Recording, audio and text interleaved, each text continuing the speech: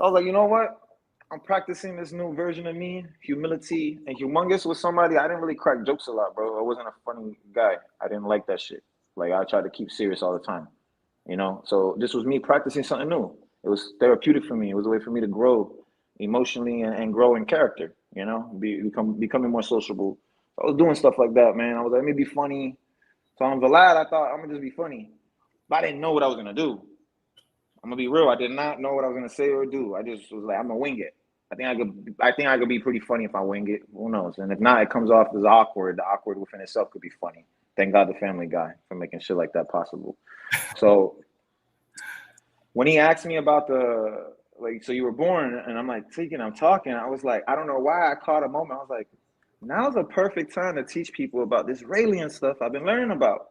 Because at this point I've been studying Raelianism for like 11 years, and it was the only thing that was like the reason for me being like, okay, I'll be open minded to being peaceful, being a loving person, and smiling from time to time.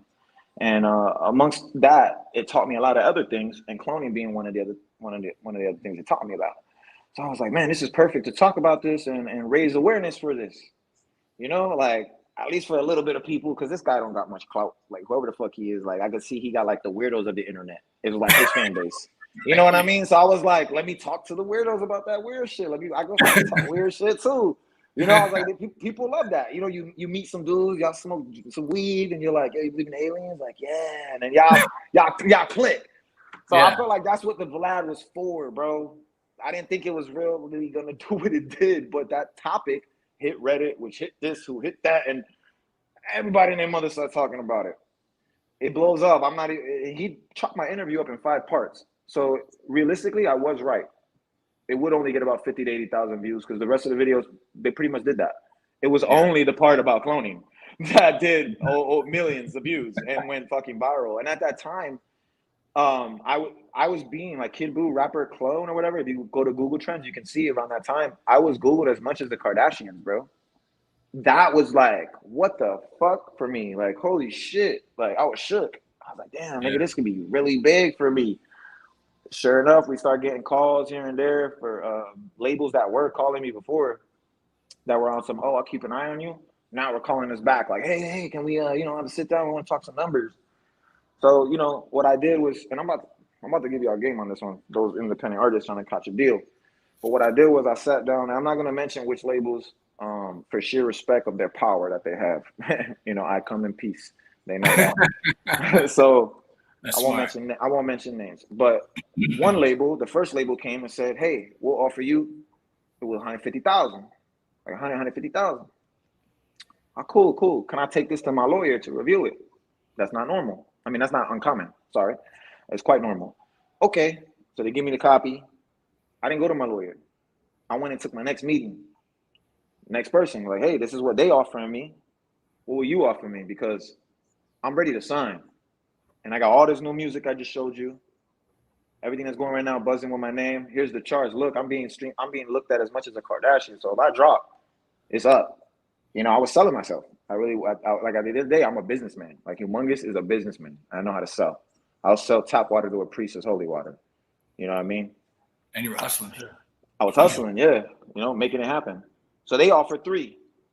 Okay, cool. Same story again. Could I take a copy of this to show my lawyer? I did this like maybe 4 or 5 times to many labels until one label said, we'll give you 10 million. Half a million 10. dollars up front. Yeah, 10 million, half $1 million up front, $800,000 for your recording budget. And we'll cover lawyer fees and all that shit. Don't go talking to nobody else. You ready to sign or what? Boy, I signed right then and there. But here's why I fucked up. I was like, I have creative control right over the music. They said, yeah, absolutely. Over your music, you have complete creative control. I did not have control over the marketing. That's where I fucked up. So I signed that shit. That you can I get. I, People can get I that. signed, yeah, I signed it. I accept my advance. You know what I mean? After taxes, this person fucking me out of money, such and such. I can't speak on names because they got gag orders on me for defamation of character. But I got fucked on that deal, guys.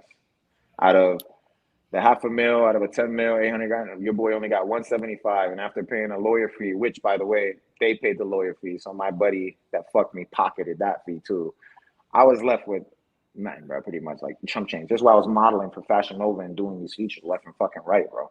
You know what I mean? Like I was like trying to make bread by any means. I'm still hustling here. And I had already ran through my 80 with all kind of shit, shopping and spending on my daughter and shit. Like splurge a lot, you know, and kids grow quick. So, and I wasn't buying cheap shit. It was like Balenci, Louis, Gucci, no cheap shit.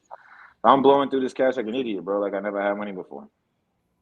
Hoping to get the next deal and the next deal. But when I signed with them, I'm not gonna lie, I regretted it very quickly. Like 3 months in, because of the marketing thing. So, of course, everybody knows the live happened with the cloning. Then this with the cloning. Then the video, they want to do cloning this and that and talk. Bro, it was clone after clone after clone after clone, and I had to play along with this shit because I couldn't get out of that deal. Not right away, and I was not. I legally was not prepared, and I was not in the legal mindset neither. I wasn't like legally savvy and understanding contracts and how to get out of them and stuff. I am now today. I'm well educated in that now. And I'm not signing no 360s. Like no one's fucking me over, you know, anymore. That will never happen if I decide to do a deal moving forward. But they had full control over me, man. It was like sickening at some point because here I was, you know, in a humorous way, trying to bring in something that I truly believe in. This cloning stuff, you know. Was I cloned? No, you know. That was clearly the part of, you know, the hook liner to get people in. But when you look up aliens and cloning, it is a real thing. It is very real, you know. So I wanted to raise awareness of that. They wanted to profit off of that and continue to make it a mockery. Now, here's where that's a problem for me. I didn't want to make it a mockery or a joke because doing that will make a lot of people more in disbelief towards it or rebel against this topic and eventually start to hate and ridicule me or look at me as a complete joke. You said in one of your videos about me that I feel where Kid Buu's career, where people didn't even take the time to consider his music serious because he does. You were saying how serious and like dope bars that I have and how good my music is. And you were like, I'm gonna just say he's better. He has way more better songs than Cardi. You probably pissed off a lot of people when you said that. But the reason why, thank you. The reason why people don't fucking look at the music is because they're so blindsided by that gimmick. So they don't really take it serious. And then they are like sheep, like you say. They follow a bandwagon, like you had said, a bunch of fucking parrots. You know, they just repeat whatever the fuck they heard. So somebody's like, fuck this guy. Everyone's like, fuck him, fuck him, fuck him, fuck him. That's all I hear. I mean, it's a zoo full of birds. Just all repeating themselves, bro. A bunch of sheep, just like with no one leading the herd except for a fucking another blind sheep. And that is why I say, like, I can care less what the mainstream consumer thinks about me because that's not what I sought out to be. I came in to get a bag, which is what I do. I make business, I make it happen. Get a bag and get out, mind my business, bro. And be kind of like a Gucci man, bro. Like I always liked Gucci man. You know, I always liked like Wiz Khalifa before he went super, you know, mainstream on the Taylor Gang. I love the indie artists. I love the underdog. Like it's just something about it that gets me like I love it, bro. You know, it gets me going. Grinds my gears rolling, or whatever the fuck.